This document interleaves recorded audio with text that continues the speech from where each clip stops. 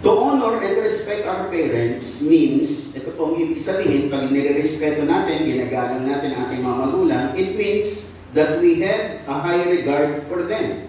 Meron tayong mataas na pagpapahalaga at pagtingin sa kanila.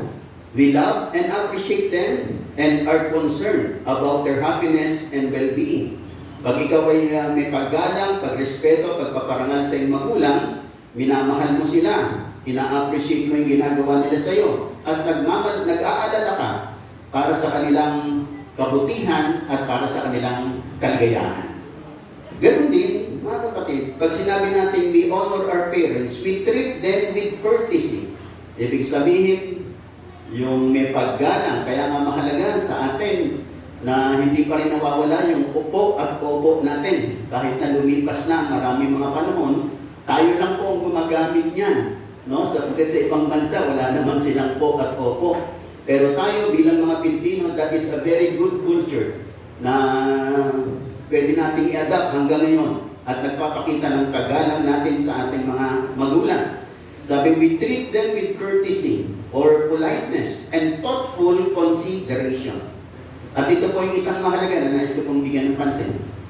Pag ino-honor natin po ang ating mga magulang, we seek to understand and accept them. We seek to understand and accept their point of view. Ayan. Kinikilala natin, sinisikap natin na sila'y unawain at tanggapin ang kanilang mga pananaw sa buhay. Kasi marami ngayon ay siyempre mga magulang ay dapat din na unawain nila ang kanilang mga anak. Pero dapat din yung mga anak, unawain din nila yung kanilang mga magulang. No? Na maintindihan nila yung mga bagay na with regards paano tingnan ng magulang, no? Kasi karamihan naman ng magulang sabi, ang talagang binibigyan natin ng pansin sa ating mga magulang, of course, the experience of our parents. Yung mga nilakaran ng magulang, yung mga anak, hindi pa po natin nalalakaran. No? Sapagat nauna na sila, kaya meron sila pong matinding karanasan sa mga sinasabi nila sa atin. Kaya nga pag sinabi po natin honor, it means respect, it means high regard, it means we think highly of them, we understand them, recognize them, accept them. And of course, we dignify our parents. Pinararangalan natin ang ating mga magulang. Mahalaga iyon sa buhay. Katulad ng binanggit ko po sa aking letter kanina, pag ang isang bata magalang, marespeto sa magulang, madali ang maging magalang at marespeto sa labas. Kasi yung kanyang nakasanayan sa loob, dadalik na lang niya sa labas ng kanyang bahay. Pero isang batang na rebelde sa magulang, madaling maging rebelde yan sa ibang tao. Madali yan. Kasi nakagawian na niya. Kung sa tahanan niya, hindi siya naging mabuti, lalo na sa labas. Maaring sa church ay sa pasimula ay magalang yan kasi bago. Pero paglipas ng panahon, lalabas yan. Pag hindi po na-i-correct at na-iayos, kung kaya nga pinag-aaralan natin yung ganitong mga paksa, para sa ganoon matutunan natin, paano ba? Ano ba ang tama? Ano ba ang dapat kong gawin? No? Na anumang mga bagay na mali tayo sa loob ng ating tahanan, we need to correct them. Kinakailangan ayusin natin. I-surrender natin kay Lord. Humingi tayo kay Lord ng pagbabago sa ating mga attitude and character. Sa ganoon, mag-iba po yung pananaw ng ating mga magulang sa atin. At sa ganon, mabago po tayo. At pag nabago po tayo sa ating paikitungo sa ating pamilya, madadala na po natin yan sa church. Madali na po yan. Madali na sa harap ng ibang mga tao. Kasi kapag sa iyong magulang, ikaw ay rebelde, matigas ang ulo, tapos sa iyong pastor, mabait ka, parang merong hypocrisy. Kasi hindi mo naman sa magulang mo hindi mo ma-respeto. No? Pagka sumagot ka, pabalang, nagdadabog ka. Tapos pag sa pastor mo, napakagalang mo. Parang may something parang meron hindi ayos. No? Kasi iba doon, iba dito. Dapat pareho. Dapat mabait ka sa magulang mo, marespeto ka, magalang ka. Pagdating mo sa church, gano'n na lang. Dala-dala mo na yun. Natural na sa iyo Hindi ka na nagtatalo, hindi ka na nagkukubli, hindi ka na nagmamaskara. Sapagkat kung paano kang mabait sa bahay mo, magalang marespeto sa magulang mo, madali ka na maging marespeto at magalang sa iyong pastor at sa iyong mga leaders sa loob ng church. Kaya mahalaga na ayusin po natin. Hindi ko naman sinasabing sapagkat wala namang perfecto sa atin. Pero mahalaga, meron tayong pusong gustong magbago. Meron tayong pusong gustong ayusin ang ating mga buhay. Sapagkat sa biyaya at tulong ng Diyos, tinawag niya tayo para ayusin ang ating mga buhay. Wala namang pong perfectong bata. Totoo po yan. Pero at least we are striving our best by the grace of God para maging mabuting anak, mabuting magulang, no? At mabuting Kristiyano. Higit sa lahat, isang mabuting Kristiyano. Kaya nga, bakit po sinabi na igagalang natin ang ating mga magulang? Bakit po ba? At bakit natin dapat irespeto, igalang, parangalan ang ating mga magulang? Una sa lahat, kasi utos ito ng Panginoon. Nakasaad sa banal na kasulatan that God commanded us to honor, to respect, and to give high regard to our parents, sa ating mga magulang. At mahalaga po yan sa atin. Kaya lagi ko pong sinasabi sa inyo na hindi dapat ang mga anak sumasagot sa magulang. Lalo na kapag pinagagalitan ng magulang. Maaaring after ng ilang while, o kaya lumipas ang mga tensyon, pwede mong kausapin ng magulang mo sa isang nahinahaw na kaparaanan. Hindi pwedeng sa mataas na tono, kahit nasabi ko po sa inyo, kahit na yung magulang mo ay tila baga mali at ikaw ang tama. You have no right to speak ng may mataas na boses sa iyong magulang. Wala karapatan. Sapagkat yan pa rin ay kawalan ng paggalang sa iyong magulang. Kahit sabihin mo, tama ka, mali ang magulang mo, walang karapatan kang magtaas ng boses sa iyong mga magulang kasi yan ay kawalan ng respeto at paggalang sa iyong magulang. Iba pa rin yung magulang natin. Iba pa rin yung mga nakatatas na nagay sa atin ng Panginoon. Talagang sila pa rin yan. Although pwede tayong magsalita sa kanila, mga tuwiran sa kanila, but in a gentle manner and very humble manner. Very humble manner. Hindi ka pwedeng kahit na sabihin mo, tama ka, ikaw ang may katwiran, no? Kaya minsan nagiging problema sa pamilya kapag yung anak, umunlad na, yumama na, parang minsan, parang dinudominahan na niya yung kanyang magulang. Parang kung pagsalitaan niya yung magulang niya, gano'n na lang. But that is dishonoring and disrespecting your parents. Hindi po marapat at hindi tama. Una, bakit i-respeto yung ating mga magulang? Kasi tinutos siya ng Panginoon. Pangalawa, kasi yan ang right, yan ang tama. Kaya sabi na nga ng English version, honor your father and your sabi ng children, obey your parents in the Lord. Ang ibig sabihin ng in the Lord, hindi naman ibig sabihin na ang i-honor lang natin yung mga magulang na naki Lord, yung mga magulang na born again, kahit hindi born again. You need to honor them. You need to respect them. Ang ibig lang sabihin ng in the Lord sa Tagalog, alang-alang sa Panginoon. Alang-alang na ikay Kristiyano. Na sinabi mong ikay born again, ikaw ngayon ay tagasunod ni Kristo. Alang-alang sa pangalan ni Kristo na dala-dala mo ngayon bilang isang Kristiyano. You need to obey, submit, and honor your parents. Amen po ba? Bakit? Ito kasi ang tama. Ito ang marapat. Yung iba sinasabi, paano ka naman igagalang ng aking magulang? Hindi naman kagalang-galang. Mga kapatid, that is a very wrong idea and reasoning. Yan ay napakamaling idea. Sabi nga ng iba, yung respect ay in-earn. But with regards to parents, no. Ako hindi ako agree. Paano kung ang magulang mo babaero, basagolero, sugalero, lahat na ng bisyo nasa kanya, ibig ko sabihin, hindi natin siya igagalang. Mali po kayo. Sapagkat nung sila ay ginamit ng Lord para po tayo isilang sa mundong ibabaw, yun po ay isa ng matibay na sandigan, dapat silang irespeto at igalang. At hindi natin dapat ibase sa kanila pang mga gagawin. Bakit? Kasi utos ng Diyos. Hindi sinabi ng Diyos na igagalang na yung mga magulang, yung mga mababait lang. Yung mga hindi mababait, huwag niyong igagalang. No, hindi po. Lahat po, lahat. Nakikinig po ba kayo lahat? Nakikinig po ba kayo lahat? Although mga kapatid, siyempre tayo po ay nadadala ng ating mga damdamin, lalo na kapag mga magulang po natin, kita natin ang maraming nilang mga kamalian o maraming kapintasan sa kanilang buhay. But that is not the reason for you to dishonor your parents or disrespect your parents. Gagalang mo pa rin sila, respeto mo pa rin sila. Makikinig pa po ba kayong lahat? Kahit na dumating yung time, mas mataas na yung pinag-aralan mo sa magulang mo kasi magulang mo, elementary lang, ikaw nakatapos ng kolehiyo. Ikaw ay naging professional na, umunlad ka na, nagkaroon ka na ng negosyo, yumaman ka na. Still, you do not have the right to dishonor your parents. Ang tama lang is honoring and respecting them. Anything that is dishonoring and disrespecting them is wrong in the sight of God and in the sight of people.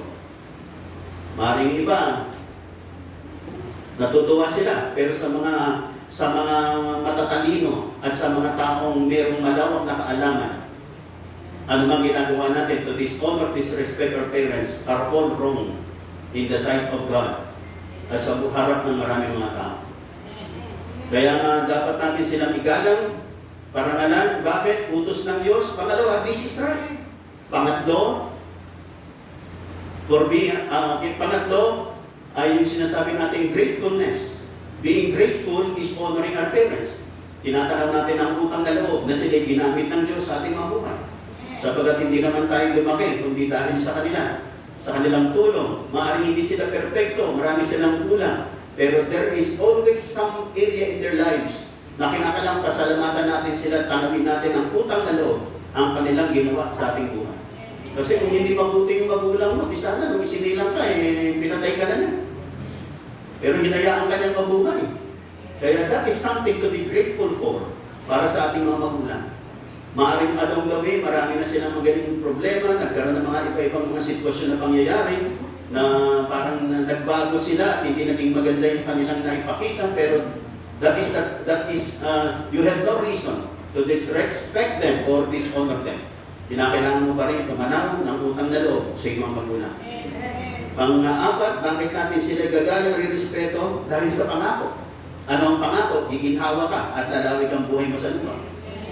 Yung iba, maaaring lumawig ang buhay nila sa lupa, pero hindi sila guminhawa kasi hindi sila naging magalang sa kanilang magulang. Marami na po akong nakitang ganyan. Marami na pong in-impress tayo ng Panginoon. Na may mga tao, minsan makikita niyo yung mga nasa lansangan. Itataka ka minsan. Bakit nasa ng mga pamilya ng mga tao ito? Bakit nagkaganito ang mga tao ito? Bakit, kung kailan sila tumanda, bakit nandito sila? Minsan tinatanong ko kasi kay Lord yan Isang dahilan, hindi sila naging mabuting anak. Hindi sila naging mabuting anak. Hindi sila naging magalang, marespeto sa kanilang mga magulang. Kaya nung tumating ang panahon, yung buhay nila napare-para. Kaya tayo mga kapatid, maaaring hindi tayo perfecto, may mga nagawang mali. Pero meron pa tayong pagkakataon to correct everything. Na humingi tayo ng biyaya sa Diyos, humingi ng tawad sa Panginoon. Panginoon, patawarin mo ko sa aking mga maling trato sa aking magulang, Panginoon. Dahil yung magulang ko parang irresponsible, parang hindi mabuting magulang, nawalan ako ng respeto at galang. Mga kapatid, that is something to be repented of. Kinakailangan hino ng tawad sa Panginoon. Buhat doon, palalayain ka ng Diyos. Magkakaroon ka ng magandang pananaw sa pamilya mo. Kung yung magulang mo maraming kulang, di punan mo. Punan mo. Magpakita ka ng mabubuting mga bagay. No? Sa ganon, yung pamilya naman hindi manatiling wasak at hindi manatiling magulo. Sa magitan na mo bilang isang Kristiyano, magpakita ka. Kasi ito ang unang pangako, yung unang utos na may kalapit na pangako. Ang pangako, iginawa ka at lalapig ang buhay mo dito sa lupa. Amen po ba? Sige, palapaan po natin ang Panginoon. Pangako po yung Kristiyano. Mga kapatid, ito po isang dakilang katotohanan. Lahat ng taong magalang, marespeto sa magulang, talagang binibless. Amen po ba? Yan, papala sila ng Diyos, pinaupunlad ng Diyos, pinagagaan ng Panginoon ang kanilang buhay. Tinutulungan sila ng Lord makarating sa mga pangarap nila. Bakit? Kasi sila'y marespeto, magalang sa magulang. Nakita ko po maraming mga kabataan na naghaharap sila sa magulang nila. Pag ako'y nakatapos, tutulungan ko magulang ko, tataguyod ko ang magulang ko, yung mga susuklihan ko, yung mga gandang bagay na ginawa nila sa akin, nakita ko pinagpalang ganyan mga bata. Pinagpalang. Pero yung mga batang walang galang sa magulang, bumigat ang buhay. Humirap ang humirap. Napariwara ang kanilang mga buhay. Kasi nabalan sila ng galang at respeto sa kanilang mga magulang. Lahat na nakikinig magsabi ng amin. Isa pa, bakit natin nire-respeto ang ating mga magulang? It reflects who you are. Nagre-reflect yan kung sino ka. Anong klase kang tao? Mabuti ba ang kalooban mo? Maganda ba ang kalooban mo? Kasi ang tao maganda ang kalooban, kahit na ginagawa, kahit nakakakita siya ng mga hindi magandang mga bagay, maganda pa rin yung response niya. Bakit? Maganda ang puso niya. Maganda ang kalooban niya. Nakikinig pa po ba kayong lahat? Nakikinig pa po ba kayong lahat? Tayo pong lahat, meron tayong mga carnal nature. Kasi ang kalikasan natin naging makasalanan dahil kay Eva at kay Adan. Pero mga kapatid, kaya nga po tayo tinawag ng Panginoon. Para sa ganun, ang buhay po natin ay mabago. Para sa ganun, ang buhay po natin ay maging liwanag. No? At maging pagpapala tayo sa ating mga pamilya. Mga kapatid, nakakatuwa po yung mga anak na dating matitigas ang ulo nung makakilala sa Panginoon, nagbago, naging masunuring, magalang, marespeto sa kanilang mga magulang. Napakaganda pong patutuo niyan, mga kapatid. At dapat ay ipagpatuloy lang po natin. Ipagpatuloy po natin. At huwag po natin hayaang madala po tayo ng mga sitwasyon. Yung mga magandang pagbabagong ginawa sa atin ng Panginoon, let us show them to our family, to our parents. Pakita po natin, mga kapatid, na tayo po'y marespeto, magalang, maging sa ating mga kapatid, sa ating tahanan. Pag yung mga nakatatanda sa atin, di siyempre, ate, kuya, ang ating mga tawagan. Amen po ba? Huwag natin hayaan mawala yung mga respect natin sa isa't isa.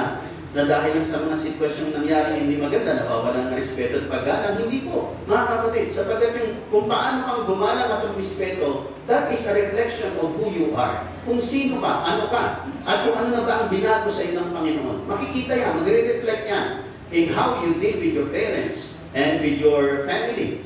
At paging doon sa mga nakatatandang kapatid natin, gagalang po natin. Nakikinig pa po ba kayong lahat? Nakikinig pa po ba kayong lahat? Mga kapatid, ako po'y magbibigay ng ilang bagay tungkol sa qualities of honorable parents.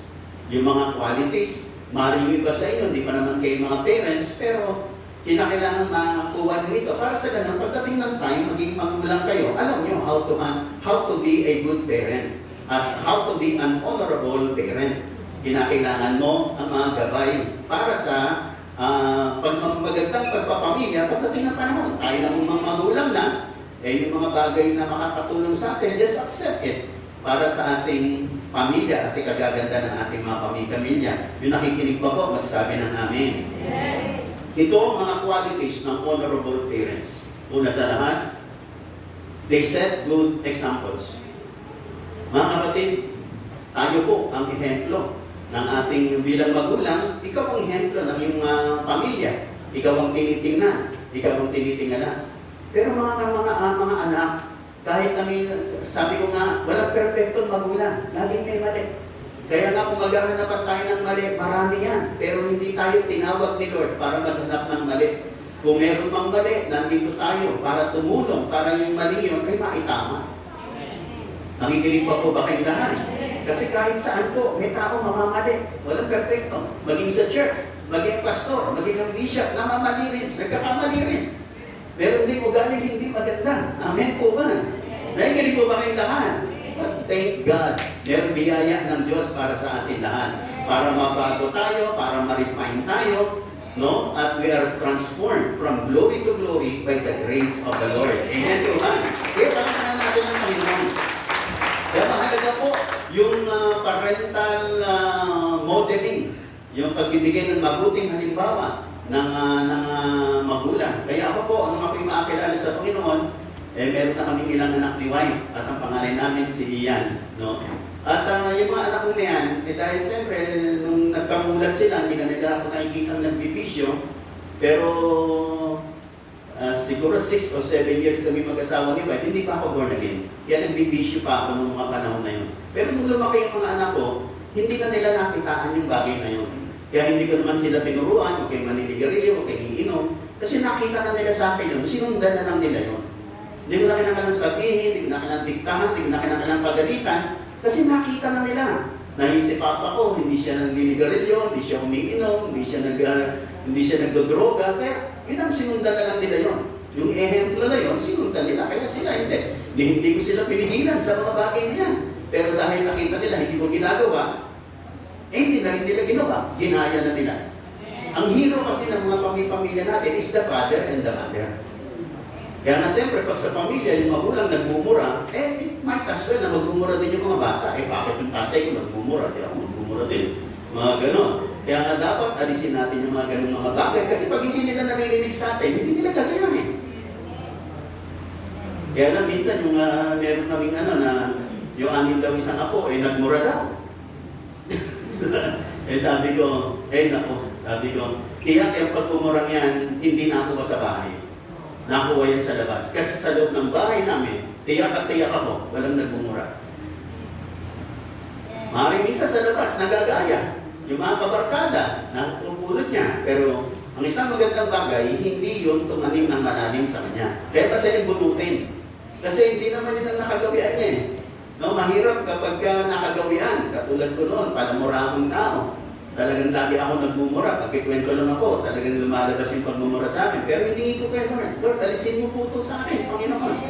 Sapagkat hindi po pala maganda ito. Kasi noon, akala ko okay lang. Akala ko normal lang. Pero hindi pala magandang ehemplo yung ganong bagay. Kaya nga mahalaga yung good example, no, sa ating mga tahanan, sa ating mga buhay, how we live our life, ay kinakailangan ipakita natin, lalo na kung seryoso tayo sa magpuput up ng magandang pamilya. Magsisimula lagi yan sa mga magulang. Pero, kung dumating na yung mga magulang natin na hindi good example, lagi mong sa puso mo, paglaki ko, magiging good example ako. Huwag mong sundan sila. Kung nakita mo naman yung lakad nila ay hindi maganda, dun sa bagay na yun, huwag mo silang sundan. Pero sa ganun pa man, yung pagrespeto at paggalang mo sa magulang mo, huwag mong iwawala. Huwag mo siyang sasagot-sagutin, huwag mong pagdadapugan kasi nakita mo may mga hindi siya mga gandang ugali. No, hindi po dapat. Kahit na marami siyang mali, kahit nagmumura siya, di wag kang magmura. No, basta igalang mo pa rin siya, respeto mo pa rin siya. Sapagkat siya mananagot kay Lord, ikaw rin mananagot sa Panginoon. Pero ikaw, bilang anak, gawin mo yung marapat. Nandun pa rin ang respeto at galang sa magulang mo. Kahit na maraming bisyong magulang mo, gagalang mo pa rin, mangungupo ka pa rin. Magiging mahinahon ka pa rin, mapagpakumbaba ka pa rin. Kasi yan ang kalagayan natin. Magulang siya, anak tayo. Hindi porke meron siya mga nagawang mali, mamaliitin na natin siya o kaya pagsasalita na natin hindi maganda. Hindi po, mga kapatid. Pero napakahalaga yung being a good example tayo bilang mga magulang. Lalo na po tayo mga Kristiyano. Mahalaga ang pagsiset natin ng good example. Kaya na po tayo inaaralan. Kaya na po tayo nakikinig ng salita ng Diyos. Kaya na po tayo nag-aaral ng salita ng Diyos. Para sa ganun, mabago po tayo, matransform po tayo, at maging mabuti po tayong example, lalo na sa ating mga pamilya. Lahat ng nakikinig, magsabi ng amin.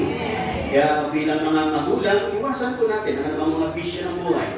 Sapagkat nagsasalita naman ako sa mga Kristiyanong pamilyang naririto.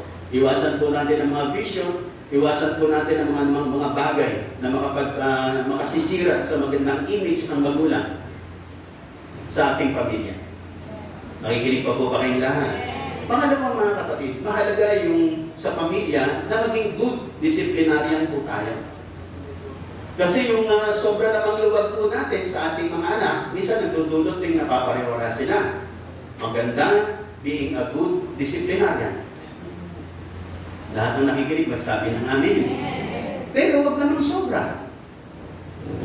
Kasi sabi po dito sa Bible, doon sa binasa ko po kanina, Ephesians chapter 6, may karugtong po pala yun. Ito, basahin ko po yung karugtong. Sabi dito. Sabi ko, igalan mo yung ama at ina, ito ang unang utos sa may kalapit na pangako. Ganito ang pangako. Ikaw ay giginhawa at lalawig ang iyong buhay rito sa lupa. May kasunod, mga magulang, huwag ninyong ibuyo sa paghihimagsik laban sa inyo ang inyong anak dahil sa malabis ninyong kahigpitan. Sa halip, palakihin ninyo sila sa tuntunin at aral ng Panginoon. Kaya meron ding pasugali na doon sa mga magulang na wag daw pong ibuyo sa sobrang paghimagsik ng ating mga anak dahil sa ating sobrang kahigpitan.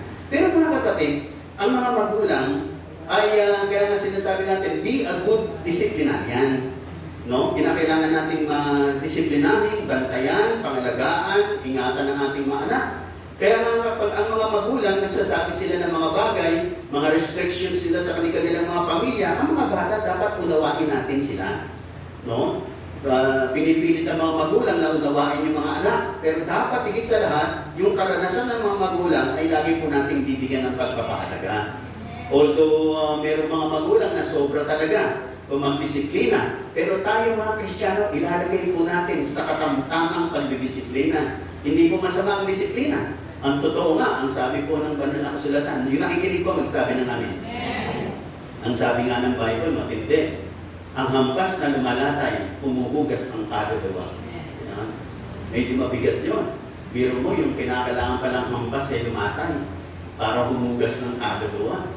Sabihin, mabago yung kanyang kaibuturan ng kanyang puso't kalooban. Pero mabigat po. Nandyan pa po ba kayong lahat? Ang sinasabi lang natin, sa simula, huwag tayong gagamit kagad ng pamalo. Pero kung kinakailangan dahil sa sobrang tigas ng ulo, gamitan natin. Pero dapat, lagi ang motive natin sa pagdisiplina ay walang iba kundi ang pag-ibig. Hindi lang tayo nagdidisiplina to correct, but ipakita natin na ginagawa natin yon kasi nagmamahal tayo sa Kanya at concern tayo para sa Kanya. Sapagat minsan, kulang talaga yung mga pangaral. No? Minsan kinakailangan po. No? Kinakailangan. At, pero, iingatan po natin na hindi po tayo, sabi ko nga, pag namamalo ang magulang, dapat hindi galit. Ayan. Nandyan pa po ba kayong lahat? Pastor, Bishop, ang hirap kasing mamalo pag hindi galit. Kinakailangan galit para mamalo. Pero dapat, matutunan natin na mamalo tayo, lalo na sa mga maliliit na bata, na mamalo tayo nang hindi galit. Pag galit ka, huwag kang mamalo. Payapain mo muna yung galit mo. Pag hindi ka nagalit, tawagin mo yung anak mo, anak, meron kang mali na kinakailangan paluin kita. Then paluin mo. Kung kinakailangan lumatay, hayaan mong lumatay. Pero huwag kang magpamamalo kapag kagalit. Kasi nakikita ng anak mo, hindi yung pagmamahal mo sa kanya, kundi yung galit mo sa kanya. Kaya mahalaga, papaluin mo siya. Pero siyempre, ang pagpalo po ay depende rin sa mga klase sa anak, mga kapatid. Pag malalaki na yung anak natin, hindi pwedeng paluin na. Hindi na pwedeng paluin. No? Babawasan na lang natin ng allowance, babawasan na lang natin ng ibang mga bagay, i-grounded na lang natin, tatanggal muna natin ang cellphone. Ganun ang pwede natin gawin. Pag malalaki na, hindi pwedeng paluin ng bata, hindi na pwedeng paluin. At higit sa lahat, pag namamalo at nagpo-correct tayo ng ating mga anak, huwag nating pahihiyaan sa harap ng maraming tao. No? Pauuwiin natin kung sakaling may mga kaibigan, hayaan mong kayo lang.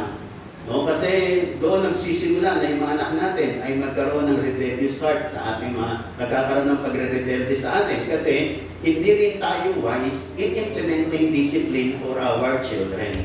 Kaya mahalaga na ilagay po natin sa ayos at tama na hindi naman sobrang mahigpit, hindi rin naman sobrang lagwag. Kaya minsan mahalaga din yung mga mag-asawa, nag-uusap sila. Kasi minsan yung nanay mahigpit, yung tatay naman hindi mahigpit. No? Nakikinig pa po ba kayo lahat? Sabi nung anak, nagpaalam sa tatay. Sabi, anak, doon ka sa nanay mo magpaalam. Pagpunta naman kay nanay. Nay, papaalam po ako. Anak, doon ka magsabi sa lolo mo. No? Pagpunta naman sa lolo, anak, apo, doon ka sa lola mo magsabi. Hindi naman talaga ako magsasabi dito. No? Kasi hindi magkaintindihan kung saan pupunta. Nakikinig pa po ba kayo lahat? Mahalaga na, of course, pinag-uusapan din ng mag-asawa yan. Sa ganun, hindi na po masyadong maguluhan ng ating mga anak. Nakikinig pa po ba kayo lahat? Pero with regards to discipline, there must be discipline in the house. Meron talaga. Meron talagang kinakailangan disiplina. Alam niyo, minsan nakikita ko, yung mga magulang na talagang may higpit, madisiplina, ibang napibuild up nila, nagiging talagang maayos, madisiplina, yung kanila nilang mga anak. Pero yung sobrang luwag, minsan, nasosobrahan din sa layaw. No? Kaya tayo mga Kristiyano, sasamahan natin ng panalangin, of course, meron ding disiplina ang kinakailangan gawin tayo. Sa pagdidisiplina mga kapatid, at sabi po, nang lagi kong sinasabi, pag namamalo, huwag daw kong mamamalo ng kamay. Kasi yung kamay natin ay ginagamit lang para alibin yung ating mga anak, para himasin sila, ipadama ng care, love for them. Kaya kung mamamalo tayo, gumamit tayo ng pamalo. At sabi ng isang narinig ko, pag mamamalo ka sa anak mo, huwag kang gagamit ng tsinelas mo, ng sinturon mo, Huwag kang gagamit. Kumuha ka ng isang pakpak. Nakikinig pa po ba kayong lahat? Yan ang gamitin mo. Hindi yung something na galing sa'yo. Something outside of you. Ang gagamitin mo. Nakikinig po ba kayong lahat? Kasi iba rin po pag yung galing sa'yo, iba rin yung dating sa kanila. Iba yung pag namalo ka, meron ka talagang gamit na. Nung isa na, dumago kami ng seminar sa ganyan meron pa siyang binibentang pamalo Kaya kami, meron kaming pamalo noon. Yung mga anak namin, alam nyo, tinatapon. Tinapinsin, nahanap namin, nasa may pamalo rito. Yung pala tinapon. Kasi alam nyo, yung gagamitin sa kanila. Pag sila'y nagkamali, minsan nahanap namin kung saan napunta. Kaya tinatago nila. Tinatapon nila. Nakikinig pa po ba kayo lahat? Pero wag daw kong gagamit ng something that is nagamit mo. Wag kang gagamit. Kasi meron yung meron yung personal mo kasi yun Kaya wag daw po. Nakikinig pa po ba kayo lahat? Mga kapatid, lalo na po sa mga kabataang lumalaki. Dapat maging maingat po tayo. No? Siyempre, mga magulang, very sensitive yan. Yung mga paglabas-labas, outing, yung mga barka-barkada, no? Dapat gabayan po natin mabuti ang ating mga anak sa bagay na yan. At talagang kinakailangan na yung mga anak naman, unawain natin ating mga magulang. Ako po kasi, ako po'y lumaki hanggang ako'y nag-aral, hanggang ako'y nagtrabaho, nung ako'y binata pa. Ang nanay ko hindi siya natutulog hanggang hindi ako lumarating ng bahay. Hindi natutulog yun. Minsan, ang duty ko kasi noon sa kumpanya, alas 10 ng gabi ang uwi ko. Nakaka-uwi ako, alas 11 ng gabi. Hindi natutulog ang nanay ko hanggang hindi ako dumarating ng bahay. Yung mga anak, yung mga kabataan, minsan sinasabi nila, higpit-higpit naman ang nanay ko. No? Wala namang tiwala sa akin. Talagang gano'n ang magulang. Ganyan talaga magulang. Pag naging magulang kayo, maintindihan nyo. Sa ngayon, lalo na mga kabataan, hindi nyo sila maintindihan. Minsan, iisip lagi ng mga anak, sobra namang mahigpit ang nanay ko, tatay ko, para namang ayaw kang bigyan ng laya. Huwag mong isipin yun. Ang isipin mo lagi, may nagmamalasakit sa'yo. Sapagkat pag dumating ng time na nawala yung mga magulang mo, mamimiss mo, na merong nagpapayo sa'yo, may sumasabay sa'yo, mamimiss mo yan. Maaaring ngayon, dahil nandyan sila, parang naiirita ka lang. Pero alam niyo ba, yung iba na walang magulang, nagpapasalamat sila sa mga magulang, sa mga batang may mga magulang na sinasabay sila. Samantalang sa kanila, wala na silang magulang, walang sumasabay sa kanila. Walang nagsasabi sa kanila, umuwi ka na anak, gabi na. Nasaan ka ba anak? Yung mga walang mga magulang, walang nagsasabing gano'n, nahanap nila yun. Sabi, buti ka pa. May magulang ka na nagsasabing, anak, umuwi ka na. Nasaan ka ba? Gabi na. Doon sa isang anak na walang magulang, walang nagsasalitang gano'n, nahanap nila yun. Kaya, nakikinig pa po ba kayong lahat? Kaya napahalagahan natin yung mga ginagawa sa atin nating mga magulang. Huwag natin iisipin, hinihigpitan tayo. Gusto lang nilang ilagay tayo sa isang maayos na kalalagayan. Nakikinig pa po ba kayong lahat? Yung masaya pa, magsabi ng malakas na amin. At pwede bang palagpakan natin malakas ang amin ng amin?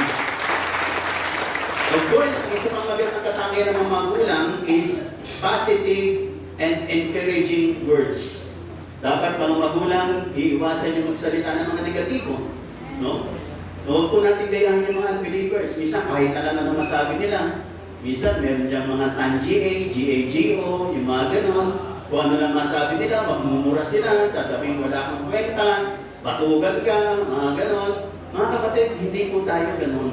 Dapat we need to learn how to speak encouraging words sa ating mga anak. Anak, kaya mo yan. Anak, tutulungan kita. Ganito ang gawin mo, anak. No? Kinakailangan mga positive words ang naririnig ng ating mga anak sa ating mga buhay.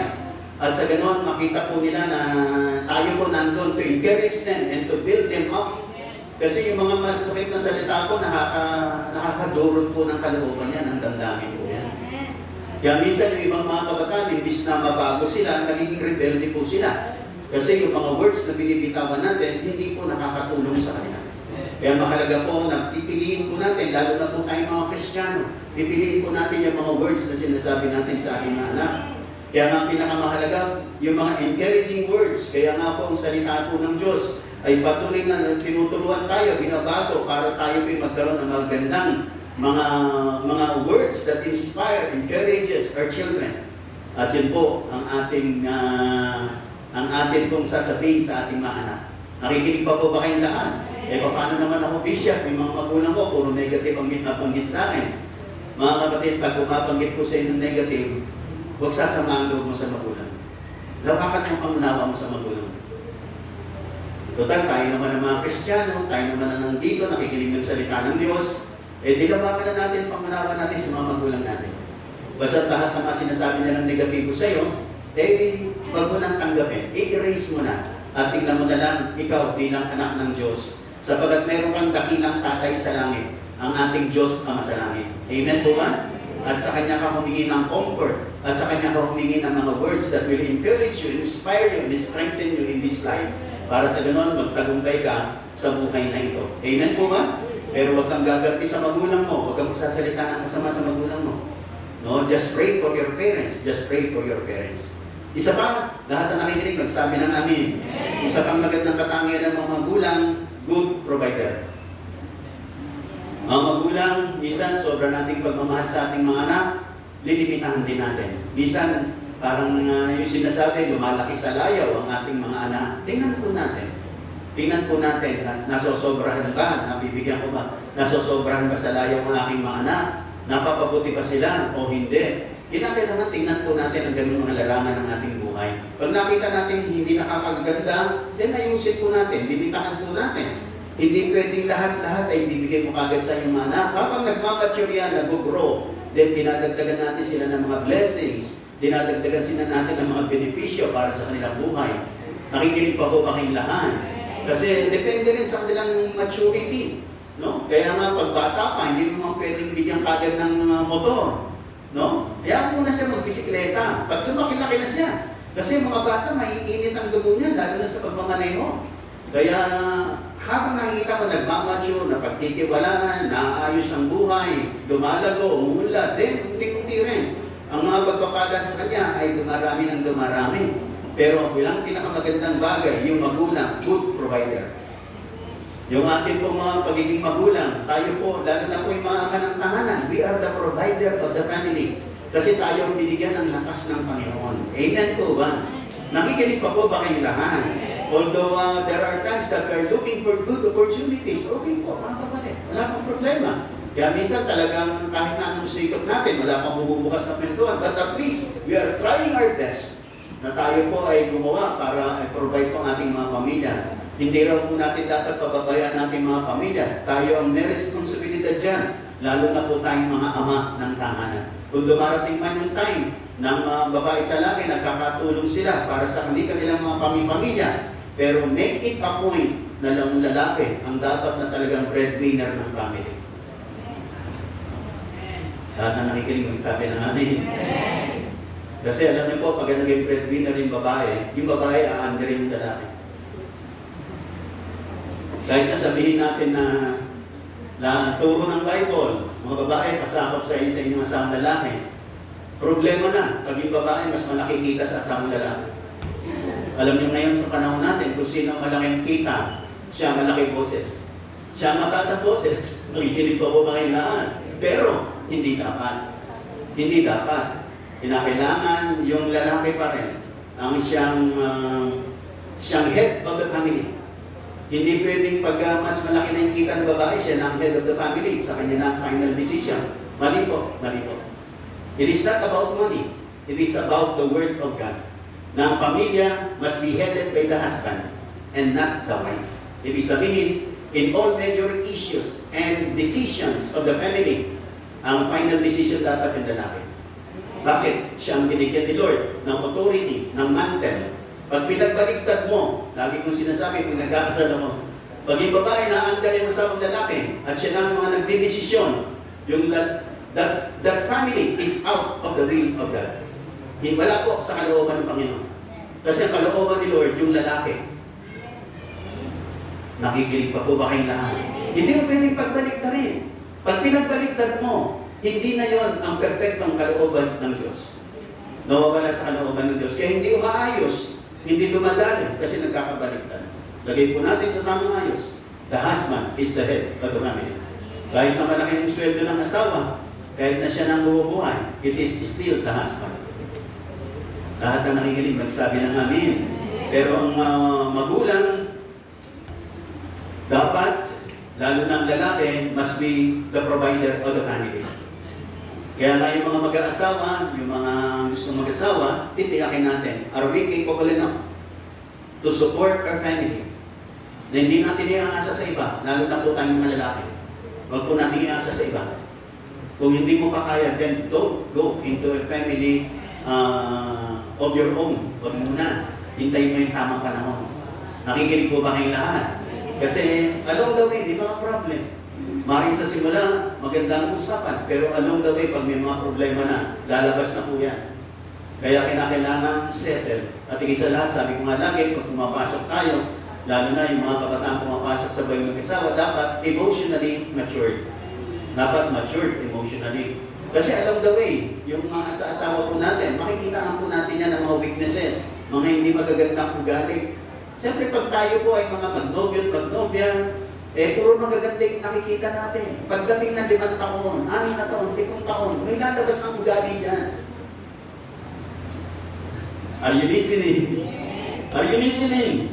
At tulad ng binanggit ko nung nakaraan, ang matinding makasakit ay malalapit sa atin. Yung mga malalapit sa atin, pag nasaktan tayo, grabe ang sakit niya. Yung mga malalayo sa atin, okay lang minsan. Wala nang problema, malayo naman eh. Pero yung malapit po sa atin. Kaya dapat emotionally matured. Dapat habang kabataan, marunong magpatawad, umunawa, magparaya, dadalhin mo yan sa iyong buhay pagpapamilya. Lahat ng nakikinig pa, magsabi ng amen. Lahat ng masaya, magsabi ng hallelujah. Kaya nga yung mga parents, dapat ay good example sila, good disciplinarian.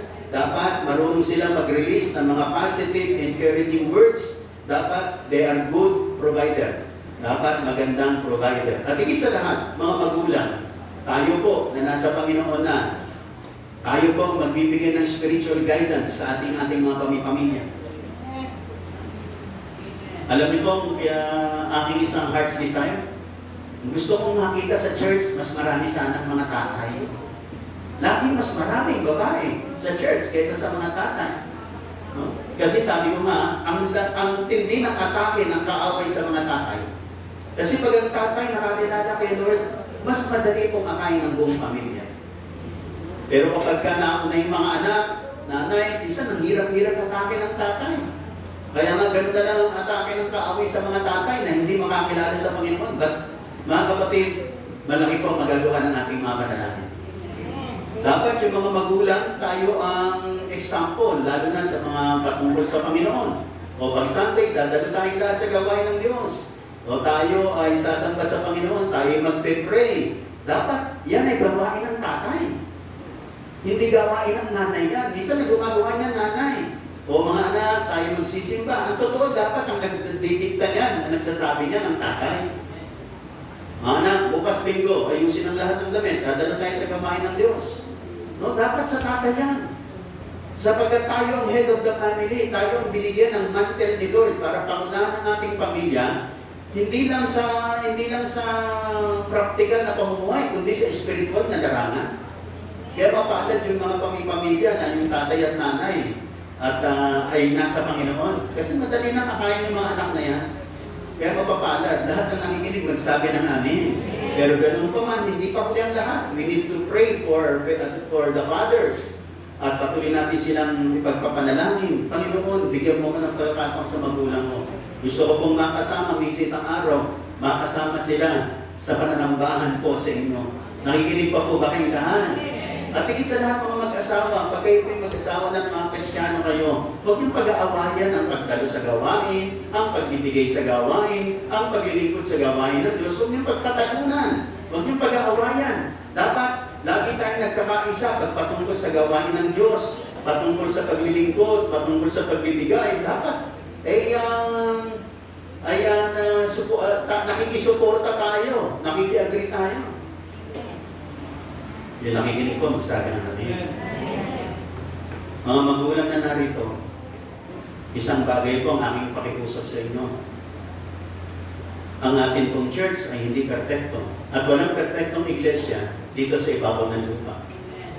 Kung gusto mo ng perfect church, nasa langit po yun.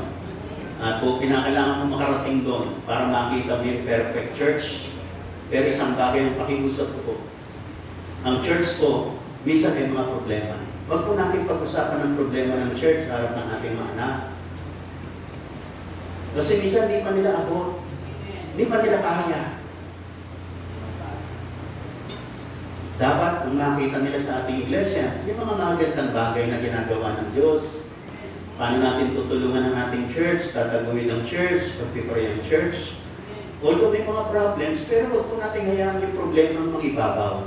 Hayaan po natin yung mga problema nasa ilalim. At ang mga ibabaw, yung mga gandang bagay na ginagawa ng Diyos sa ating iglesia. Amen po ba? Nakikinig po ba kayong lahat? Kasi ang kaaway, pinamagnify niya, puro mali. Pero ang Holy Spirit, ang pinamagnify niya, yung magagandang mga bagay. Kasi totoo naman, sa buhay ng bawat isa sa atin, nakikinig po ba kayong lahat? Kung bibilangin ko yung magagandang ginawa mo, mas marami kaysa sa maliit ginawa. Nakakaintindihan po ba tayo? Kaya sabihin mo yung tao yun nakagawa sa iyo ng mali. Pero bilangin mo yung mga ginawa niya sa iyo magaganda, mas marami kaysa sa mali. Pero ang kaaway, yung nag-magnify na yung konti, yung mali, nakukunti lang naman kaysa dun sa marami. Are you listening? Anong sinasabi ko? Para mapagtagumpay natin ang gawa ng kaaway, yung tingnan natin yung mga magagandang bagay na pinagsamahan natin. Magagandang bagay na pinagtulungan natin at nagtulong tayo para sa magandang bagay niya. Kung meron mang mali, ayusin natin at i-repair natin. At huwag natin hayaang ma-magnify yun. Nakikinig mo ba kayong lahat? Ganun po ang pagharap natin bilang pamilya. No? Sa atin pong pamilya, pakikitungo sa mga anak, lalo na po tayong mga Kristiyanong pamilya at mga tatay at mga nanay na nasa Panginoon. Tayo ang spiritual guidance, tayo po ang magbibigay ng magandang patnubay, tayo magtataguyod hindi lang ng ating pamilya, kundi yung spiritual family na pinaglagyan po sa atin ng Panginoon. Lahat ng nakikinig pa, magsabi ng amen, at pwede bang palapakan natin malakas ang ating Panginoon. With regards to disciplining our children, mga kapatid, tuloy lang po sa pagdisiplina. Ito ang ilang mga bagay sa pagdisiplina po natin sa ating mga anak. Ang bibigay lang po ako, pinalagan ko po yung discipline. Okay? Pag nagdidisiplina po tayo, be sure that the motive is right. Dapat tama ang motibo, we are doing it in love. Hindi natin sila dinidisiplina para pahiyaan sila. Ingatan po natin, pag dinidisiplina natin yung mga anak, ingatan po natin yung mga salitang hindi magaganda.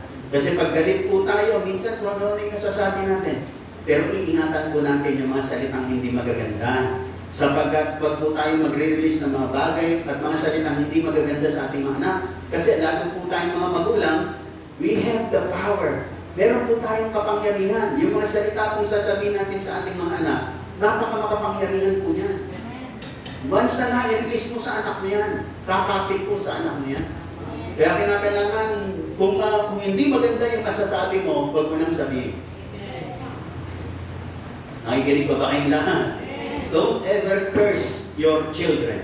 Huwag mong susumpahin yung mga anak mo. Huwag mong sasabihin, hindi ka pagpapalain ng Diyos. No? Anak, pagpalain ka ng Diyos. Amen po ba? Kasi yung mga salita po ng magulang, meron pong kapangyarihan niya. Yung mga sinasabi ng someone in authority has great power sa kanyang mga subordinates, lalo na po sa ating mga anak. Kaya ang babanggitin po natin mga salita po na one word that will inspire them, na nagbibigay inspiration, encouragement, and will change the view, ang kanilang kinabukasan para paganda po ng paganda. Lahat ng nakikinig pa, magsabi ng amin. Yung mga anak po natin, itiyakin natin, pag didisiplin po natin, disiplinahin ng maayos. Kung mga bata pa, kinakailangan paluin po, mga kapatid. Kung talagang hindi makakuha sa salita, hindi makakuha sa pakikusap, pwedeng paluin yung mga bata, mga kapatid. Paluin nyo. Kung kinakailangan paluin. Huwag lang pong sobra naman. Kaya nga mahalaga, alam niyo po, pag tayo namalo ng hindi galit, hindi po tayo susobra. Kaya lang sumusobra yung palo, kasi pag galit na galit yung magulang, saka pinapalo yung anak. Dapat matuto po tayo Tulad ng aking binabanggit, bago mo paluin ang anak mo, kaya pain mo muna yung galit mo. Huwag ka muna mamalo, pagalit na galit ka. Pag pumawi na, humupa yung galit mo, di tawagin mo yung anak mo, saan mo paluin. Are you listening? Medyo mahirap gawin yon, pero kayang gawin yon, madali lang naman yun. Kaya pain mo muna, huwag muna siyang hawakan. Kaya mo anak, mamaya papaluin kita dahil sa ginawa. Alam niyo mga bata naman, papaluin lang natin yan, isang dahilan na dapat paluin ng bata. Pag yung bata parang nagre-rebelde na, o parang sinasangay ka na. Pero kung minsan nakagawa lang ng mali, natapig lang yung plato, nabasa, hindi naman nakalang paluin yun. Kung papaluin, hindi naman nag-ano, hindi naman niya sinasadya. Tayo nga mga magulang, minsan nakakatapig din tayo, nababasa din. Pero pagka medyo sangil na, o kaya rebelde na, ayan, kinakalaan. Kinakalaan, latayan ang talaga. Nakikinig pa ba kayong lahat? Nakikinig pa ba kayong lahat? Pero kung yung mga simple-simple lang, pagsabihan lang, hindi naman masyadong yun. Pero pag nakita mo na talagang salungat na, medyo iba na ang attitude towards you, it's about time. It's about time. Dapat na tayo mga magulang, let us use our authority para itaguyod po natin ang anak natin na maging mabuting mga bata sa tulong ng Panginoon. Amen po ba? Nakikinig pa po ba kayong lahat? Hindi po masamang mamalo. Bilang mga magulang, hindi po masamang. Hindi masamang yung anak po natin, disiplinahin po natin. Nakikinig po ba kayong lahat? Lahat ng kasepa magsabi na namin. Mga kapatid, ilang bagay na lang po, bibilisan ko na. Paano po natin i-honor ang ating mga magulang? Kinakailangan natin sumunod sa kanila. Of course, yung mga pag lumalaki na po tayo, lalo na po, ang mahirap po kasi pag ang magulang mo hindi Kristiyano, medyo mahirap ng konti yan. Pero ganun pa man, lahat ng mga bagay na hindi naman salungat sa salita ng Diyos, dapat mong sundin. Dapat mong sundin. Nakikinig pa po ba kayong lahat? Maliban lang yung sumasalungat sa salita ng Diyos. Pag sinabi nga magnakaw ka, pumatay ka, siyempre huwag mong susundin yun. At bihira naman yung mga magulang na magsasabi ng gano'n. Basta kinakailangan, pakita mo pa rin, lalo na tayo mga Kristiyano, na tayo ngayon nakakilala na sa Panginoon, dapat lalo pa natin pagbutihin, pagandahin ang ating paggalang at pagrespeto, pagpapasakop at pagsunod sa ating mga magulang. Huwag po tayo masyadong mga tuwiran, huwag po tayo masyadong palasagot sa ating mga magulang. Nakikinig pa po ba kayong lahat? Bakit ko sinasabi sa inyo mga kapatid?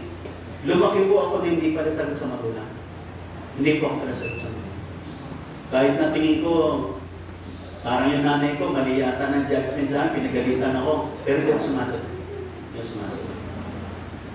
Huwag po kayong sasagot sa magulang mo, kahit tingin nyo tama kayo. Kaya sabi ko nga sa inyo, hindi totoo yung ayoko nung sinasabing pwede kang mga tumiran sa magulang mo. Dalagay po natin yan sa tamang perspective. Pero during na yung magulang mo nagagalit, pinagsasabihan ka, pinagagalitan ka, huwag kang magsasalita. There is a perfect time for you. Kung gusto mo, after noon, o kaya kinabukasan, pagpayapa na kayo, maganda na ang yung huling magulang, ng magulang mo, then paliwanag mo sa kanya. Sa mahinahon na kaparaan. Pero hindi during na nagagalit siya. Huwag mong tapatan ang galit niya. Huwag mong tapatan ang galit. Nakita po ako ng mga ganyan pala sa loob. Pero hindi ko naging mabuti. At hindi ko mandang kinabukasan. Kaya yung mga misa nababasa nyo, naririnig nyo, na mga natwiran ka rin. Hindi po ako bilib sa ganun. Hindi po ako agree sa ganun. Nasa oras ng magulang mo, nagsasalita, magulang mo, pinagagalitan ka, mga natwiran ka. No, hindi pwede. Some other time, kinabukasan, pag maayos na, wala ng tensyon, you can. In the spirit of humility and respect, honoring your parents. Still, kahit na iniisip mo, mali sila. Dapat pa rin ang pag-respeto at pag-aaral. Ganun din mga kapatid, you need to listen to the advices of your parents. Pakinggan mo sila. Meron silang karanasan. Yung mga dinaanan nila, hindi pa ang dadaanan. Nauna na sila. Pinauna na sila ng Diyos. Para i-respeto po natin ang kanilang mga sinasabi. Kaya dapat pakinggan natin ang sinasabi nila. Minsan kasi mga kabataan ng mga kabataan, gusto nila, sarili nila, parang sinasakal daw sila, wala silang laya. Mga kapatid, maintindihan yan paglaki nyo at pag kayo naging magmagulang na, kung bakit gano'n ang magulang. Noong nung ako'y kabataan, minsan nagkakaroon din ako ng ganun damdamin sa magulang ko. Kasi ako po talaga, lumaki lang ako sa nanay. Kasi broken family po. Yung aking father, meron siyang talagang sariling pamilya. Kaya ako lumaki ako sa mother. Kaya mas naging used ako sa mga barkadang babae. Kaya sinasabi ko sa inyo, nung high school ako, 4 na babae yung barkada ko. Wala akong barkadang lalaki. Although siyempre may mga kaibigan akong lalaki. Pero, ewan ko, mas ano, tapos mga kapatid ko, 2 babae, 3 kami. Kaya puro babae nasa paligid ko. At noong mga panahon na yun, yung mga damit nga ng mga kapatid ko, sinusuot ko. Pag pumupunta kami sa perya, sa patio, nakikita ko yung mga bading doon, sumasayaw, ginagaya ko yun. Pag uwi ko, sinusuot ko yung mga damit ng mga kapatid kong babae. No? At nagsasayaw din ako. Salamat naman at hindi. Yung mga sinasabi ng mga petticoat, yung mga matatanda, may tinatawag na petticoat na sinusuot ko yun. Pero salamat sa Diyos, hindi naman ako. Montik-montik lang. Kasi puro babae nakapaligid sa akin, kaya parang na-adapt ko sila. No? Pero hindi naman ako talaga naging nandiyan pa po ba kayong lahat? Pero mahalaga po, pakinggan natin yung mga advices po ng ating mga magulang. Maaaring hindi mo maintindihan sa simula, pero pag naging magulang ka, maintindihan mo. Bakit ganun si tatay, bakit ganun si nanay. Kaya, iintindihin mo yung kanilang point of view. Although mga magulang, pinipilit ka rin abutin at intindihin. Pero dapat intindihin mo rin sila. Amen ba? Kasi minsan yung iba gusto nila sila lang inuunawa. Ayaw nilang unawain yung magulang nila. No, dapat give and take. Uunawain ka nila, uunawain mo rin sila. At dapat mas maganda yung pagpapahalaga mo at pag-unawang ibibigay sa kanila. Ganun din, of course, sa atin pong mga anak, hindi dapat mawala yung po at opo natin. Mahirap namang namumupo tayo sa ating pastor, pero yung magulang natin, hindi natin napupo. Hindi natin nasasagot ng opo, pero kay pastor, panay yung po at opo natin. Pero sa magulang, hindi po. Wag pong ganun, mga kapatid. Masarap naman pakinggan yung mga po at opo, pero dapat gawin nyo rin sa inyong mga tahanan. Nakikinig po ba kayong lahat? Ako po, meron akong kapatid na panganay. Dati ang tawag ko lang sa kanya, nakasanayan ko ng tawagin ng pangalan lang. Pero nung tumagal, napansin ko parang hindi tama. Kasi nakasanayan ko, lumaki kami, ganon. Tinatawag lang namin sa pangalan. Ang pangalan niya, Alma. Alma lang ang tinatawag ko. Pero nung tumagal, napansin ko parang hindi tama. Kaya sinimulan kong kapitan ng Ate Alma. Kasi matanda siya sa akin. Nakikinig pa po ba kayo? Pagka merong give honor to whom honor is due. Yung dapat igalang po natin. Respeto natin. Are you listening? Nakikinig po ba kayong lahat? And of course, hindi dapat mawala na yung utang na loob natin. Dahil sa kanila, kaya po tayo nakarating ngayon sa ating mga narating. At makakarating pa tayo ron, mga kapatid, pag marunong tayong tumanaw ng utang na loob. Amen po ba? Totoo lagi ang kasabihan ng matatanda. Ang hindi lumingon sa pinanggalingan, hindi makakarating sa paroonan. Minsan dilingunin natin, titingnan natin. Itong mga tao ito, tinulungan ako ng mga tao ito. Are you listening? Ay, galing mo ba kayo lahat? Tinulungan ako ng magulang ko. And of course, be proud of them. At kung meron mga Father's Day, siyempre, be thoughtful. Birthday ng nanay mo, tatay mo, alalahanin mo siya. Batiin mo, bigyan mo ng regalo. Ayon sa iyong kakayahan. Kung pinagpala ka na, di mas malaki na regalo mo sa kanya. Kung hindi pa, di at least nabati mo siya. Di naman kinakailangan pabonggahan. Ayon lang sa kakayahan mo. Pero ang pinakamahalaga ay naalala mo siya. Be thoughtful. Lahat ng nakikinig pa, magsabi ng amin. Isa pang bagay, nakikinig pa po ba? Patapos na po ako. Isa pang bagay na pagrespeto at paggalang sa magulang. Nakikinig po ba kayo lahat? Dapat marunong magpaalam. Ako nakadasanayan ko nang lumaki kasi ito, nagpapaalam ako. Nay, punta lang po ako dyan sa kabila, bibili na ako sa tindahan. Paalam. Kaya minsan kahit sa edad kong ito, pagkabababa lang ako rito, love, pupunta lang ako sa office. Pagkababa ako niyan. Pupunta lang ako sa baba. Dapat makasanayan natin yun. Part ng pag-galang yan, pag-honor yan. Hindi yung nandiyan ka, maya-maya galaw ka na. Hindi ka nagpaalam. Dapat gawin din natin yan sa church. Pag tumating ka rito, good afternoon po, Bishop. Pag aalis ka na, paalam ka naman. Tuloy na po kami, Bishop. Alis na po kami. Dapat sa magulang natin, sa tahanan natin, part yan ng pag-aalam. Na nagpapaalam tayo. Kahit napupunta ka lang dyan sa kapitbahay mo, paalam ka na eh. Punta lang po akong kapitbahay. Meron lang po akong punta lang po akong klase ko. Paalam ka. Napakaganda mo galingan. Kasi nakawala ka, hindi alam. Saan mo pupunta yun? Di ba nandito lang? Di ba nawala na? Saan ka napunta? Nakikinig pa po ba kayo lahat? Mga kapatid, part yan ng ating paggalang. At dapat na i-apply po natin yan. Maganda po yan. Maganda po yan. Nakikinig po ba kayo lahat? At kung hindi po natin nagagawa, simple lang natin gawin. At kung dati ginagawa mo na, ngayon hindi mo ginagawa yung papaalam na gano'n, gawin mo na ulit. Maganda po yan. Nandiyan pa po ba kayo lahat? And of course, mga kapatid, iiwasan sa mga magulang, mga anak, huwag magdadabo. Huwag magsasalita ng laban sa magulang. Huwag sasama ang loob. Huwag mag-iinanakit sa magulang. Huwag po, huwag. Hindi makakatulong sa'yo. Bibigat ang buhay mo. Bibigat ang buhay mo. Hindi makakatulong sa'yo. Kung meron mang nasaktan ka man dahil sa magulang mo, just forgive them. Just forgive them. Intindihin mo sila, magulang sila. Baka may mga pressure sila. Baka may mga dinadaanan sila. Hindi lang nila masabi sa'yo. Pero nasaktan ka man sa kanila, just forgive them. And of course, always pray for our parents. Kasi ibang pressure ng magulang kaysa sa mga anak. Meron mga pressure ng magulang na hindi nila sinasabi sa ating mga anak. Hindi natin alam. Dinadala nila, sinisikap nila sa kanilang sarili. Eh, mabigyan ng solusyon ng mga bagay na yun. Kaya minsan nakakapagsalita sila, minsan may tension sila, may pressure sila. We need to understand them. Darating din tayo sa mga panahon gano'n. Pero dapat hindi mawala yung pagrespeto at paggalang sa ating mga magulang.